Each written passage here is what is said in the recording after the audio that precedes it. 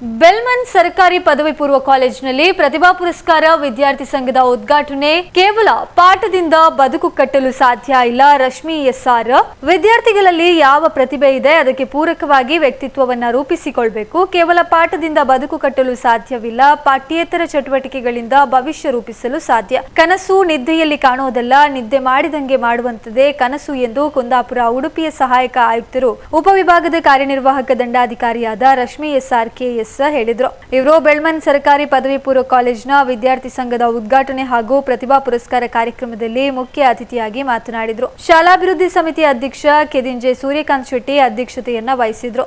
ಮುಖ್ಯ ಅತಿಥಿಗಳಾಗಿ ಶಾಲಾಭಿವೃದ್ಧಿ ಸಮಿತಿಯ ಸದಸ್ಯರಾದ ಬಾಲಚಂದ್ರ ಶೆಟ್ಟಿ, ವೆಂಕಟರಾಯ್ ಕಾಮತ್, ಮೋಹನ್ ದಾಸ್ ಶೆಟ್ಟಿ, ಹಳೆ ವಿದ್ಯಾರ್ಥಿ ಸಂಘದ ಅಧ್ಯಕ್ಷ ಸುಹಾಸ್ ಹೆಗ್ಡೆ, ಅಲ್ವಿನ್ ಸೇರಿ ಪಿಂಟೋ, ಸುಕುಮಾರ್ ಶೆಟ್ಟಿ, ಪ್ರೌಢಶಾಲೆಯ ಮುಖ್ಯ ಶಿಕ್ಷಕ ಗೋಪಾಲ್, ಉಪನ್ಯಾಸಕ ವಿಜಯಕುಮಾರ್, ವಿದ್ಯಾರ್ಥಿ ನಾಯಕರಾದ ಪ್ರೇರಣ, ದಶಮಿ ಈ ಸಂದರ್ಭ ಉಪಸ್ಥಿತರಿದ್ದರು. ಹಾಗೆಯೇ ಎಸ್ಎಸ್ಎಲ್ಸಿ ಪಿಯುಸಿಯಲ್ಲಿ ಪ್ರಥಮ ಸ್ಥಾನ ಗಳಿಸಿದ ವಿದ್ಯಾರ್ಥಿಗಳಿಗೆ ಪ್ರತಿಭಾ ಪುರಸ್ಕಾರ ನೀಡಿ ಗೌರವಿಸಲಾಯಿತು.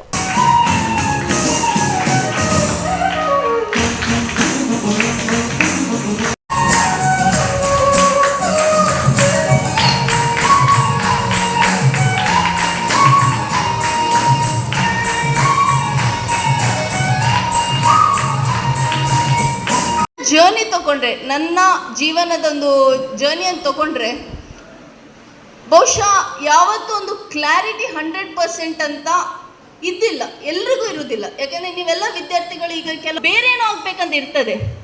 ಬಟ್ ಹಂತಕ್ಕೆ ಹೋದಾಗ ಏನಾಗ್ತದೆ ಅಂತೇಳಿ ನಿಮ್ಮ ಸಹಪಾಠಿಗಳು, ನಿಮ್ಮ ಒಟ್ಟಿಗೆ ಓದುವವರು, ಅವರೇನೋ ಬೇರೆ ಪ್ರೊಫೆಷನನ್ನು ತಗೊಳ್ಳುವಾಗ ನಾನು ಕೂಡ ಅದು ಮಾಡ್ಬೋದು, ನಾನು ಅವರೊಟ್ಟಿಗೆ ಕನಸು ನಿದ್ದೆಯಲ್ಲಿ ಕಾಣೋದಲ್ಲ, ನಿದ್ದೆ ಬಾರ್ದಂಗೆ ಮಾಡೋದು ಕನಸು.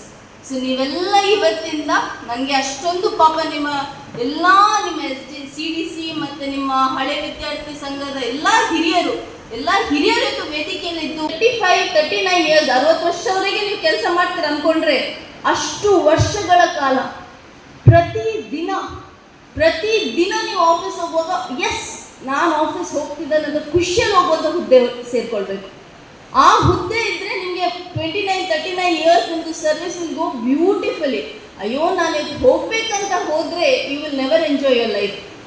ಸೊ ನಾನು ಯಾವತ್ತೂ ಎಲ್ಲ ವಿದ್ಯಾರ್ಥಿಗಳಿಗೆ ಹೇಳೋದು, ನಿಮಗೆ ಏನು ಬೇಕಂತ ನಿಮ್ಮ ಮನದಾಳದಲ್ಲಿ ನಿಮ್ಗೆ ಗೊತ್ತಿರ್ತದೆ.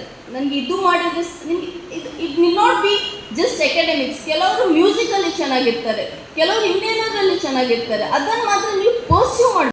ಗಾಡ್ ಆಫ್ ಕ್ರಿಕೆಟ್ ಕ್ಯಾಪ್ಟನ್ ಆಗಿ ಸಕ್ಸಸ್ಫುಲ್ ಆಗಲಿಲ್ಲ, ಒಂದು ಹಂತಕ್ಕೆ ಆಗಲಿಲ್ಲ. ಹಾಗೆಯೇ ನಾವೆಲ್ಲರೂ ಕೂಡ ನಮ್ಮಲ್ಲೇ ಒಂದು ಶಕ್ತಿ ಅಂತ, ಒಂದು ಟ್ಯಾಲೆಂಟ್ ಅಂತಿದೆ. ಸೊ ಅವಾಗಾದರೆ ನಾವಾಗ್ತೇವೆ ಅಂತ ಆಗ್ಲಿಕ್ಕೆ ಸಾಧ್ಯನೇ ಇಲ್ಲ. ಸೊ ಫಸ್ಟ್ ಆಫ್ ಆಲ್ ನೀವೆಲ್ಲ ವಿದ್ಯಾರ್ಥಿಗಳು ಇವತ್ತು ನಿಮಗೆ ಫ್ಲಕ್ಚುಯೇಟ್ ಆಗ್ತಾ ಇರ್ತದೆ ಮೈಂಡ್, ಪರವಾಗಿಲ್ಲ. ಬಟ್ ಒಂದು ಡಿಸೈಡ್ ಮಾಡಿ ನನಗೆ ಇದೇ ಆಗಬೇಕಂತ. ಈಗ UPSC ಕನಸು ನಂಗೆ ಹೇಗೆ ಬಂತಂತ ಒಂದು ಸಣ್ಣ ಉದಾಹರಣೆ ಕೊಡ್ತಾನೆ. ಸಣ್ಣದಿರುವಾಗ ನನ್ನೆಲ್ಲ ಫ್ಯಾಮಿಲಿ, ನನ್ನ ಅಮ್ಮ, ನನ್ನ ತಮ್ಮನ ಹೆಂಡತಿ ಎಲ್ಲರೂ ಅಧ್ಯಾಪಕ ವೃಂದದವರು. ಅವರು ಚಿಕ್ಕಮಗಳೂರಲ್ಲಿ ಜಾವಳಿ ಅಂತ ಒಂದು ಶಾಲೆಯಲ್ಲಿ ಕೆಲಸ ಮಾಡ್ತಿದ್ರು. ಅಲ್ಲಿ